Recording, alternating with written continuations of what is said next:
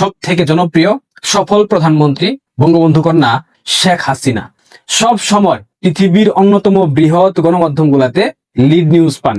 অর্থাৎ পৃথিবীর অন্যতম প্রভাবশালী গণমাধ্যম Reuters, the new York Times, Times of India, এইসব গণমাধ্যমে শেখ হাসিনার সংবাদ সাবেক প্রধানমন্ত্রী হবার পরেও যতটুকু গুরুত্ব পায় বাংলাদেশের রানিং প্রধানমন্ত্রী জনাব তারেক রহমান, রয়টার্স অনেক দূরের কথা, বিবিসি বাংলাও তাকে নিয়ে সংবাদ প্রকাশ করে না। কারণ তাকে নিয়ে প্রকাশ করার মতো কোনো সংবাদ তিনি দিতে পারেন না, তার সরকার দিতে পারেন। বঙ্গবন্ধু কন্যা রয়টার্সকে দীর্ঘ একটা সাক্ষাৎকার দিয়েছেন, প্রায় 1 ঘন্টা ব্যাপী। সেখানে তিনি যেসব কথা বলেছেন ইতিমধ্যে আপনারা সেসব শুনেছেন। তবে এই পুরো 1 ঘন্টার সাক্ষাৎকারের যেই সারাংশ যদি আমি বলি, সেটা হবে মৃত্যুদণ্ডের রায় মাথায় নিয়ে আগামী ডিসেম্বরের মধ্যে আওয়ামী লীগ নেতাকর্মীদের সাথে নিয়ে দেশে ফিরে আদালতে আত্মসমর্পণ করবেন বঙ্গবন্ধু কন্যা শেখ হাসিনা। তিনি জানেন তাকে গ্রেফতার করা হবে কিংবা হত্যাও করা হতে পারে, তবু দেশের মাটিতেই শেষ নিঃশ্বাস ত্যাগ করতে তিনি ফিরবেন। এর মাধ্যমে তিনি বাংলাদেশের বর্তমান প্রচলিত চলমান বিচার ব্যবস্থাকে প্রহসন হিসেবে প্রমাণ করতে চান। 2024 সালের 5 আগস্ট থেকে বাংলাদেশের বিচার বিভাগ একটা নির্দিষ্ট গোষ্ঠী নিয়ন্ত্রণ করছে, সেটা তিনি প্রমাণ করতে চান। তিনি ইতিমধ্যে 125টি আসনের নেতাদের সাথে অনলাইনে বৈঠক করে সবকিছু গুছিয়ে ফেলেছেন, আরো বাকি সবকিছু গুছানোর চেষ্টায় আছেন। বঙ্গবন্ধু কন্যা শেখ হাসিনা দাবি করেছেন, ভুল ত্রুটি যাই হোক না কেন আওয়ামী লীগকে নিষিদ্ধ করার অধিকার কারোর নাই, ইভেন তারেক রহমান কিংবা জামাতেরও নাই। আওয়ামী লীগ ভালো নাকি মন্দ সেটার বিচার করবে জনগণ ভোটের মাধ্যমে, সেটা না করে একটা কালো আইনের মাধ্যমে আওয়ামী লীগকে নিষিদ্ধ করা হয়েছে, যেটা কোনোভাবেই উচিত না। মোট কথায় যদি বলি, আওয়ামী লীগের উপর চলমান দমন নিপীড়ন ঠেকাতে এবং বর্তমান সরকারের আইনি প্রক্রিয়াকে রাজনৈতিকভাবে মোকাবেলা করতে আগামী ডিসেম্বরে সশরীরে ডু অর ডাই মিশনে বাংলাদেশে ফিরছেন বঙ্গবন্ধু তনয়া দেশরত্ন শেখ হাসিনা। তিনি ঘোষণা দিয়েছেন করলেও তিনি ফিরবেন, পারলে তিনি ডিসেম্বরে বাংলাদেশে ফেরার ঘোষণা দিয়েছেন। দেখেন, সবার কথা বলবো না, বঙ্গবন্ধু কন্যার বাংলাদেশে ফেরার ঘোষণা দেওয়াতে একটা ছেলে তার গলা শুকিয়ে গেছে, আওয়াজ বের হচ্ছে না। দেখেন ভিডিও। মূলত এটাকে প্রোপাগান্ডার অংশ।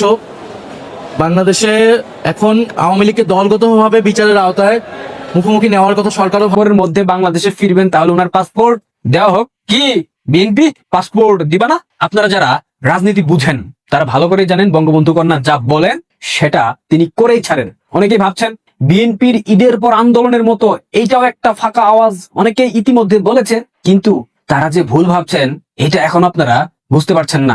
খেলা ভাই এবার অন্য লেভেলে চলে গেছে। অনেকের মনে প্রশ্ন জাগতে পারে, শেখ হাসিনার এই প্রত্যাবর্তনের পর রাজনৈতিক প্রতিপক্ষের সামনে আসলে কি পথ খোলা আছে? অর্থাৎ প্রতিপক্ষ বলতে পাকি দালাল জামায়াত এবং বিএনপিকে বোঝানো হয়েছে, এবং মৌলবাদী শক্তি যারা বাংলাদেশে আছে তাদেরকে বোঝানো হয়েছে তাদের সামনে কি পথ খোলা আছে। হিসাব মেলানোর পর মনে হচ্ছে মাত্র পথ 3টা থাকবে, অর্থাৎ 3টা পথ খোলা আছে, এবং এই 3 পথের শেষ মাথায় অপেক্ষা করছে একটা ভয়াবহ ভয়ঙ্কর ভবিষ্যৎ। অপশন নাম্বার 1, তাকে বন্দী অবস্থায় কিংবা জেলে কোনো ক্ষতি করা, কিংবা তথাকথিত এই মৃত্যুদণ্ড কার্যকর করা। যদি এই ভুলটা বিএনপি জামাত করে, তবে বলে রাখলাম, লিখে রাখেন, বাংলাদেশে গৃহযুদ্ধ 1000% নিশ্চিত। এই যুদ্ধ পৃথিবীর কোনো শক্তি আটকাতে পারবে না।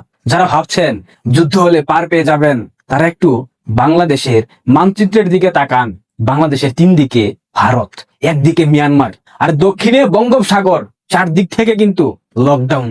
এই ভৌগোলিক ফাঁদে কার অবস্থা কেমন হবে তা যদি এখনো মাথায় না ঢুকে, তবে এই কারণেই দুনিয়ার অন্যতম সেরা সুপ্রশিক্ষিত পাকিস্তানি সেনাবাহিনী আমাদের যথাসামান্য ট্রেনিং পাওয়া মুক্তিযোদ্ধাদের কাছে পরাজিত হয়েছিল। অপশন নাম্বার 2, সাজানো কোনো রায়ের মাধ্যমে তাকে জেলে আটকে রাখা। কিন্তু বাংলাদেশের রাজনৈতিক ইতিহাস কি বলে? ইতিহাস বলে রাজনৈতিক উদ্দেশ্যে দেওয়া জেলের তালা ভাঙতে এদেশে বেশি সময় লাগে না।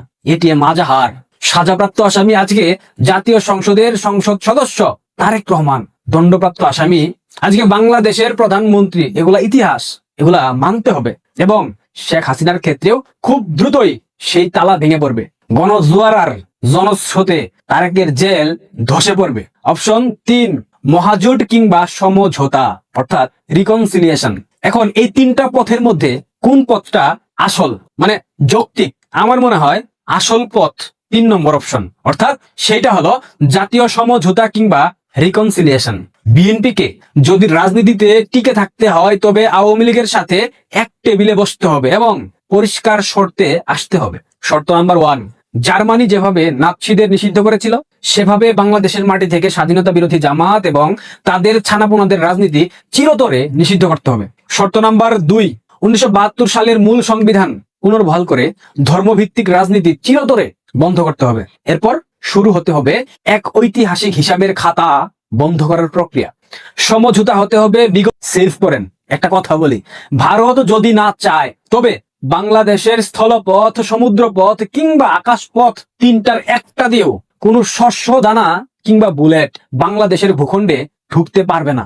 71-এ পারেনি। তাই যদি কেউ ভেবে থাকেন যুদ্ধের মাধ্যমেই সব ফয়সালা করবেন, তবে শুনে রাখেন তাতেও কোনো সমস্যা নাই, কারণ এদেশের বহু মানুষ, বহু তরুণ এক পায়ে দাঁড়িয়ে আছে অধীর আগ্রহ নিয়ে কখন শুরুটা হবে। 1971 সালে সেই অসমাপ্ত যুদ্ধের শেষ টানার জন্য আগ্রহী লোকের সংখ্যা